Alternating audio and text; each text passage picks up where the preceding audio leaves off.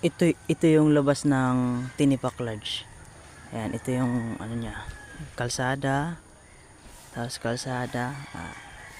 Ayan, ito na po yun. Ayan, welcome.